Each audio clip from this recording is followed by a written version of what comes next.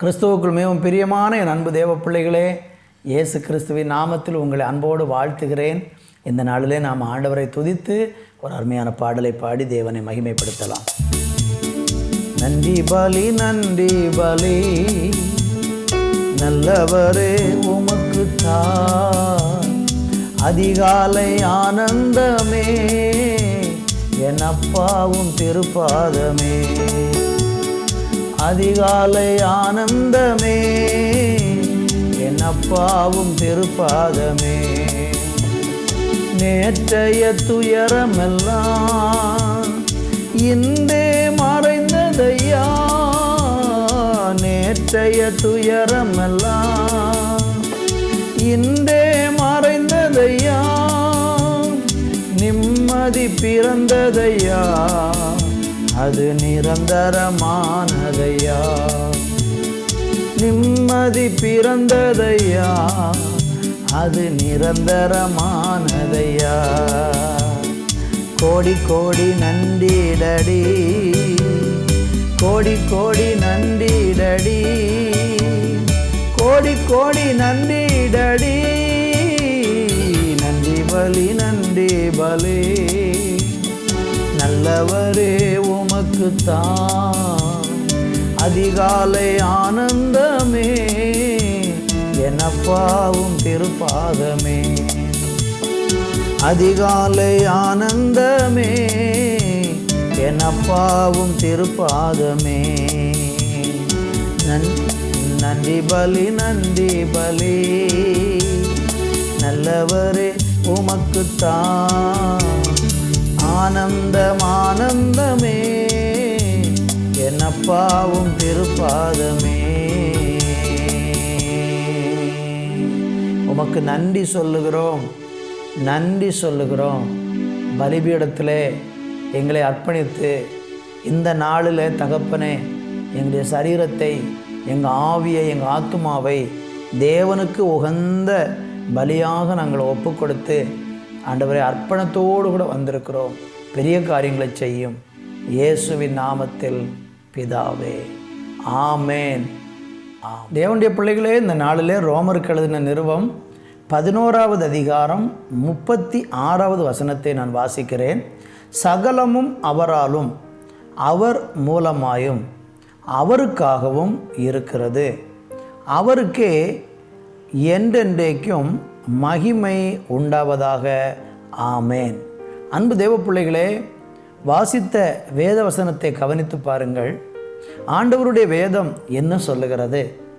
தேவன் இந்த உலகத்தில் எல்லாவற்றையும் உண்டாக்கியிருக்கிறார்.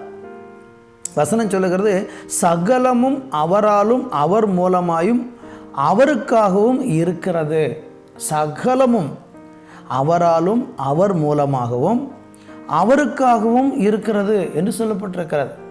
அப்போ இந்த பூமியில் இருக்கிற எல்லாம், இந்த பூமியில் ஆண்டவர் படைத்தது எல்லாமே அவர் மூலமாகத்தான் படைக்கப்பட்டிருக்கிறது.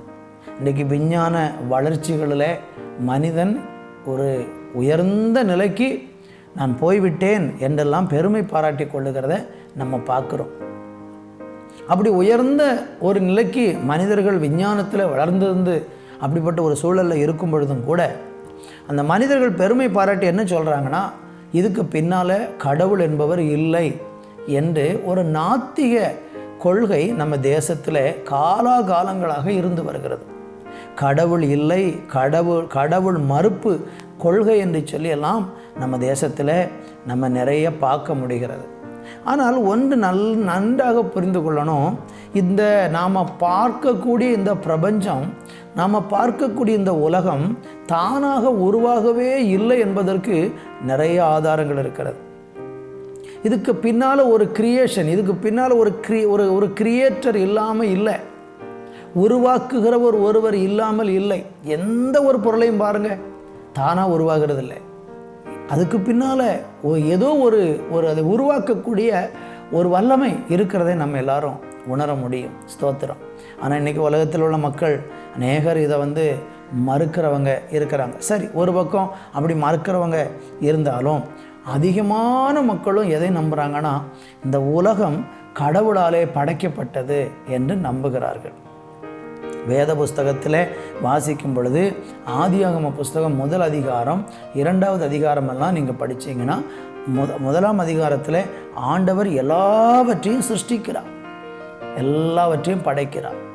1ஆம் அதிகாரத்தின் கடைசி பகுதியிலையும் 2ஆம் அதிகாரத்தின் துவக்கத்திலலாம் பார்த்தீங்கன்னா ஆண்டவர் மனுஷனை உண்டாக்குகிறதை நம்ம பார்க்க முடிகிறது.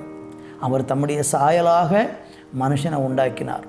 முதலாவது தேவன் உண்டாக்குனதில் ரொம்ப விசேஷமாக தேவன் உண்டாக்கினது யாரை எதை என்றால் மனிதனை உண்டாக்கியிருக்கிறார்.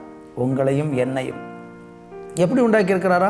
அவருடைய சாயலின்படியும் ரூபத்தின்படியும் தேவன் நம்மளை உண்டாக்கினார். கர்த்தருக்கு ஸ்தோத்திரம். சாயல்னா என்ன, ரூபம் என்றால் என்ன, நல்லா புரிந்து கொள்ளணும். தேவனுடைய சாயல் ரூபம் என்று சொன்னால் தேவன் நம்மை அவரை போல உண்டாக்கியிருக்கிறார். அப்படியானால் நம்மை மாதிரி தான் கடவுள் இருப்பாரா என்று பார்த்தால் நம்முடைய செயல்களை ஆண்டவர் அதில் எடுத்து சொல்கிறார். கடவுள் எப்படி ஒன்றை உண்டாக்குகிறாரோ, ஒன்றை யோசித்து சிந்தித்து ஒன்றை செய்கிறாரோ, அதே போல் தேவன் நம்மளையும் யோசித்து சிந்தித்து செய்கிறவர்களாக தேவன் நம்மளை படைச்சிருக்கிறார். கர்த்தருக்கு மகிமை. 2வது, தேவன் அவருடைய சாயலாகவும் ரூபத்தின்படி நம்மளை உண்டாக்குறதுடைய 2வது காரணம், 2வது காரியம் என்ன என்று நீங்கள் பார்த்தீங்கன்னா, அவரை போல நம்மையும் நித்திய காலமாக வாழ்கிறவர்களாக உண்டாக்கி இருக்கிறார். அதுதான் தேவன் நம்முடைய மனுஷனை படைச்சதில் ரொம்ப விசேஷமானது. இந்த வானம் அழிஞ்சு போகும், இந்த பூமி அழிஞ்சு போகும், பூமியில் உள்ள சகல ஜீவ ஜந்துக்களும் ஒரு நாள் அழிஞ்சு போயிடும். அதுக்கு ஒரு நித்திய வாழ்வு கிடையாது. ஆனால் மனுஷனுக்கு மாத்திரம் கடவுள் எப்படி நித்தியமானவராக இருக்கிறாரோ அதே போல நித்திய காலமாய் வாழ்வதற்காகவே மனிதனை தேவன் படைச்சிருக்கிறார். அதுதான் அவருடைய சாயலாக நம்மளே உண்டாக்கி இருக்கிறார். இந்த வார்த்தையை கேட்குற அன்பு சகோதரனை சகோதரியை, உங்களையும் என்னையும் ஆண்டவர் நித்திய காலமாக வாழ படைச்சிருக்கிறார். ஏதோ 60 வருஷம் 70 வருஷம் 80 வருஷம் பலத்தின் மிகுதினால் 80 வருஷம் என்று பைபிள் சொல்லுகிறது. அந்த 80 வருஷம் வாழ்ந்ததுக்கப்புறம் மறித்து மண்ணில் அடக்கம் பண்ணப்பட்டதில் நம்முடைய வாழ்க்கை முடியல. மரணத்துக்கு பிறகு தான் நம்முடைய நித்திய வாழ்வு ஆரம்பமாகுது. அந்த நித்திய வாழ்வை மகிழ்ச்சியில் கழிக்கணுமா அல்லது வேதனையில் கழிக்கணுமான்னு நீங்கள் இங்கே இருக்கும்போதே தீர்மானிக்கணும். நீங்கள் தெய்வத்துக்கு பயந்து தெய்வத்துக்கு கீழ்ப்படிஞ்சு தேவனுடைய வழியில் நடந்தால் உங்கள் வாழ்க்கையினுடைய இறுதி காலம் அல்லது நீங்கள் மரணத்துக்கு பிறகு வாழப்போகிற நித்திய வாழ்வில் சந்தோஷமாக இருக்க முடியும். தேவனுக்கு கீழ்ப்படியாமல் பாவத்துக்கு அடிமையாகி இந்த உலக இன்பங்கள் சிற்றின்பங்கள் மயக்கத்தில் நீங்கள் சிக்கி தவிச்சு வாழ்கிறீங்கன்னா உங்கள் வாழ்க்கை வேதனையும் கண்ணீரும் பற்கடிப்பும் அழுகையும் நித்திய ஆக்கினையுமாய் இருக்கும் என்று வேதம் எச்சரிக்கிறது. அதனால் இன்றைக்கி நீங்கள் முடிவெடுங்க. இயேசுவை பின்பற்றினா, தேவனை பின்பற்றினா உங்களுக்கு நித்திய மகிழ்ச்சி. தேவனை பின்பற்றாமல் போனால் நித்திய வேதனை. அது முடிவெடுக்கிற அந்த அதிகாரமும் அவரை போல் நமக்கு கொடுத்துருக்கிறார். நீங்கள் தான் முடிவு பண்ணணும். இன்றைக்கி ஒரு நல்ல தீர்மானத்தோடு இயேசு வண்டைக்கு வாங்க.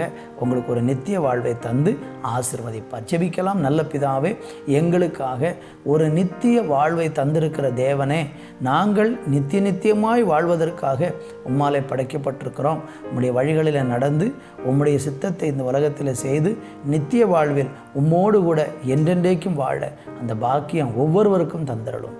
இயேசுவின் நாமத்தில் பிதாவே, ஆமேன், ஆமேன்.